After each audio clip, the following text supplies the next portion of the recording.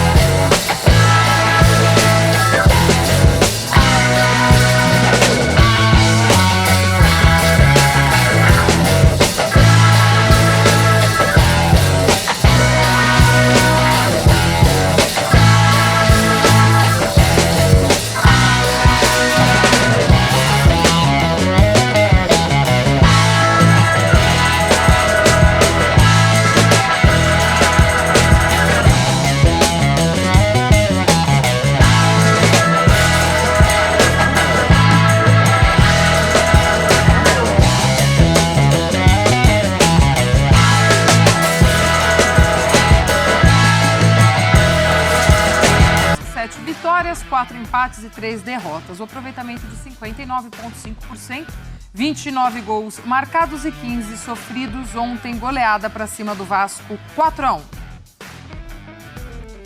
E do outro lado, os números de Maurício Barbieri desde a sua estreia no comando do Vasco. 22 jogos, 9 vitórias, 4 empates e 9 derrotas.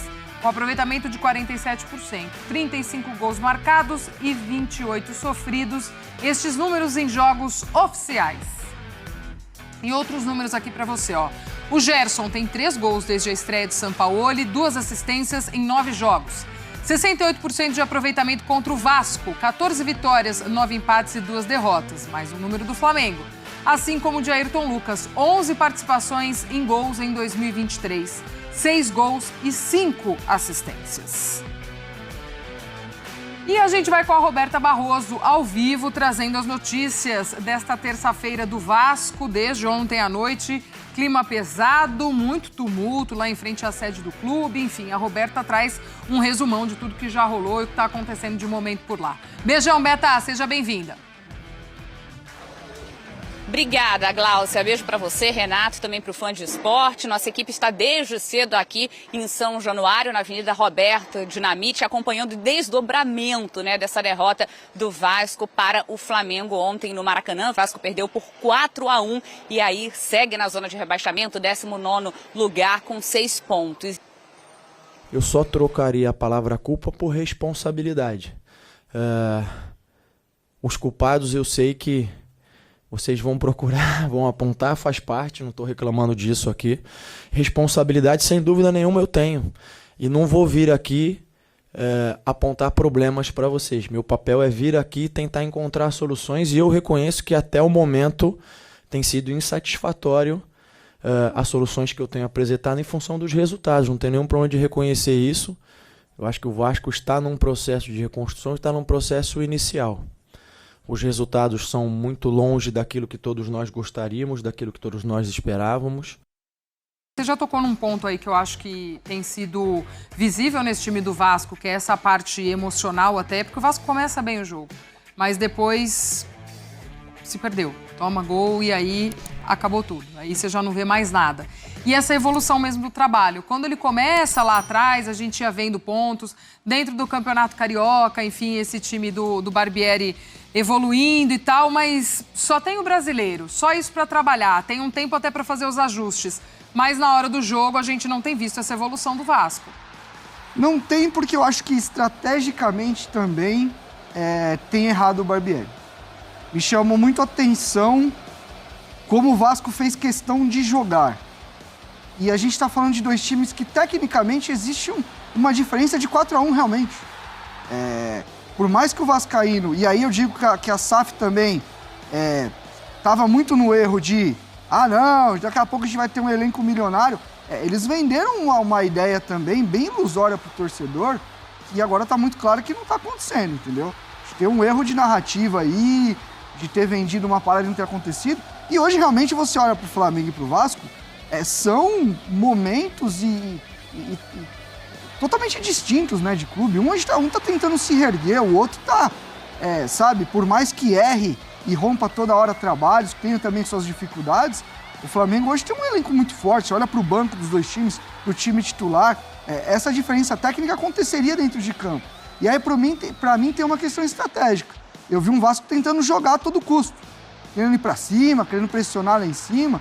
Eu acho que isso você poderia ter feito, mas de maneira mais prudente. E quando você fez, e aí toma um gol, do jeito que tomou, e a análise que eu vou mostrar aqui é justamente isso. Como o Vasco foi se deteriorando, como o Vasco não foi conseguindo sustentar o seu jogo, e aí foi se abrindo.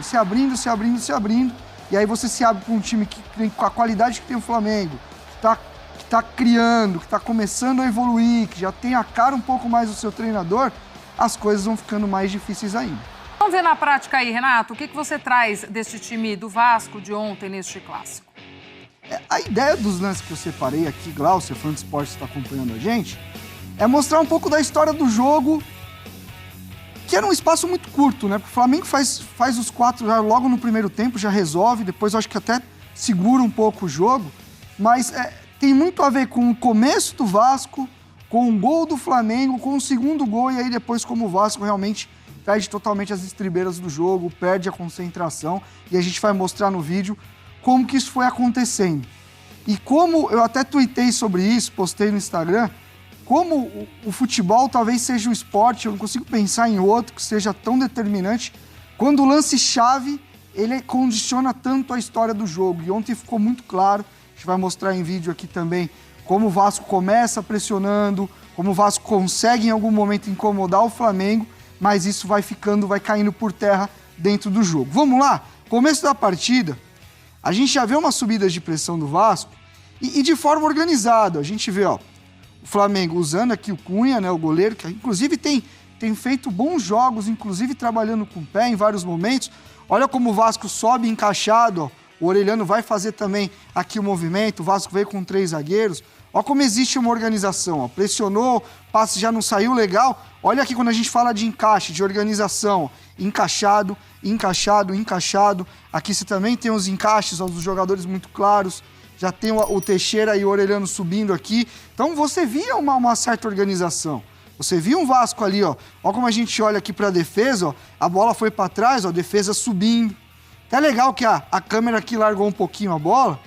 Foi até bom pra gente ver esse movimento da defesa, A defesa subindo, conforme o Vasco vai subindo. Pra quê? Pra manter compactação, pra manter organização e fazer isso, O Flamengo se desfaz da bola.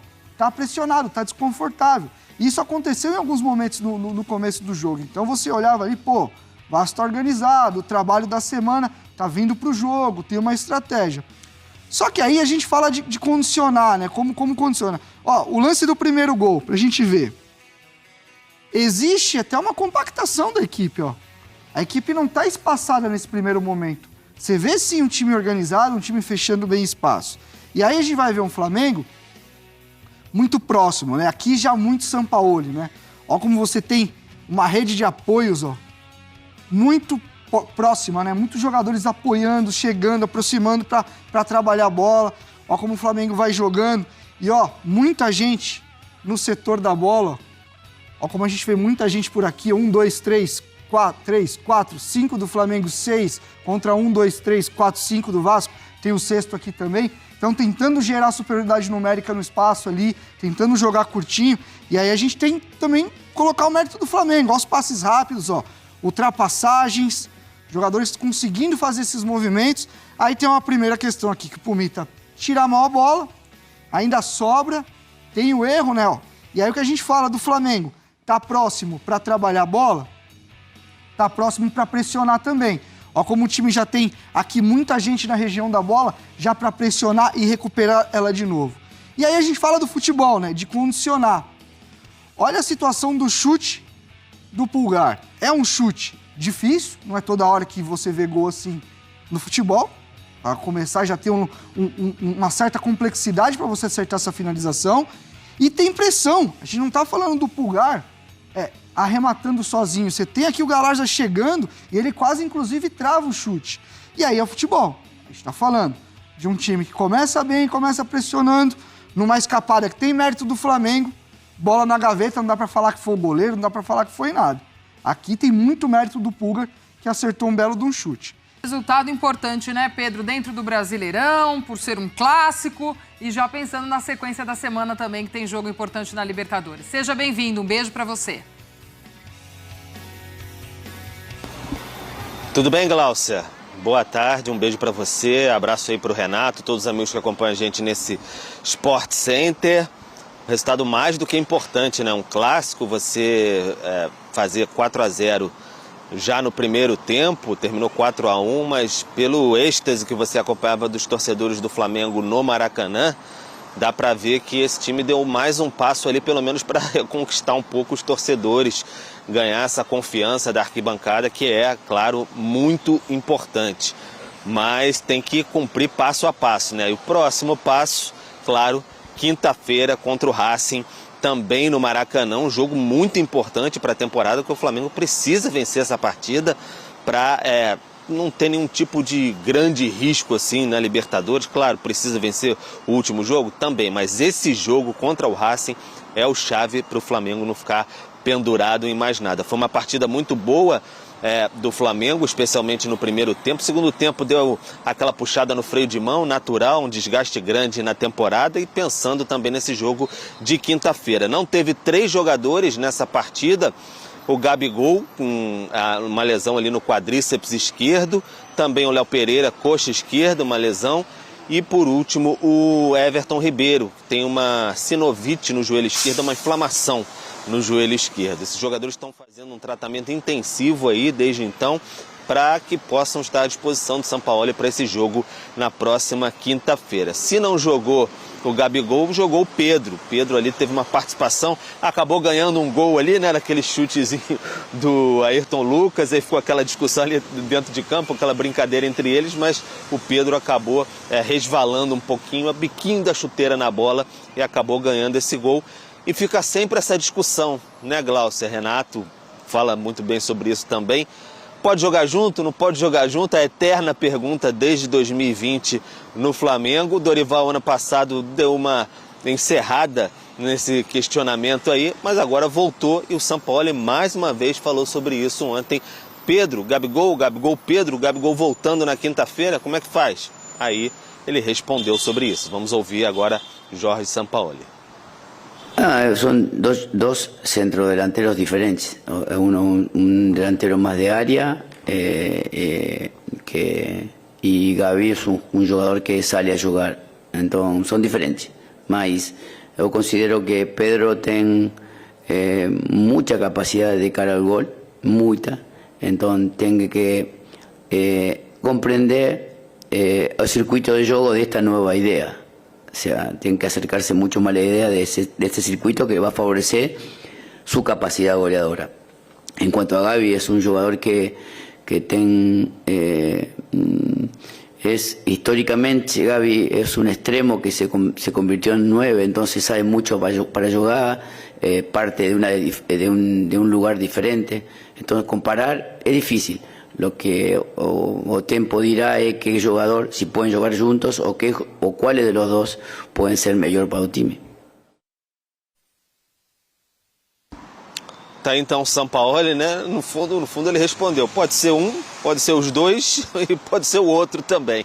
Então foi mais ou menos essa a resposta do São Paulo. Vai depender bastante, no Fla-Flu já ficou bem claro também, né? Ele utilizou o Gabigol o tempo todo, o Gabigol saiu até com esse probleminha ali no quadríceps esquerdo, botando mão na coxa mais no finalzinho, porque jogou a partida e se entregou totalmente. O Pedro ficou no banco de reservas, nem entrou em campo e agora ele entrou contra o Vasco. Então fica essa questão aí, Flamengo repetindo de tudo para que esses jogadores entrem em campo. É um jogo muito importante, sabe aquele jogo decisivo assim?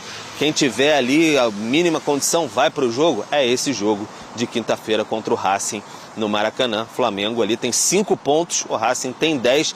Primeiro lugar do grupo, bem difícil, mas o Flamengo tem o Nublense logo atrás ali com 4 pontos, então tem que vencer para chegar bem inteiro na última rodada aí e garantir a classificação. Afinal, o Flamengo é o atual campeão e a finalíssima nesse ano é no Maracanã. Para completar, Gláucia, Flamengo segue na busca pelos reforços aí. Marcos Braz até falou hoje no sorteio lá da Copa do Brasil, vice-presidente de futebol do Flamengo. Flamengo já contratou Luiz Araújo e o Rossi, chegam aí para julho. Além disso, busca ainda o De La Cruz.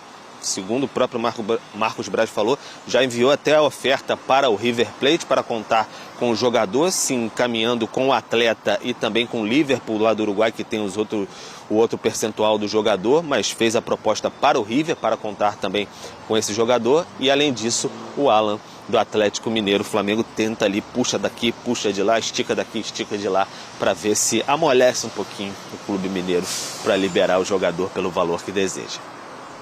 Valeu, Pedro. Um beijo pra você. Ótima sequência de trabalho por aí. Então é isso, nação. Peço que me ajudem a bater a meta dos 200 inscritos. Não se esqueça de se inscrever no canal, ativando o sininho das notificações e deixando aquele like para fortalecer, e até o próximo vídeo. Estamos juntos e fui.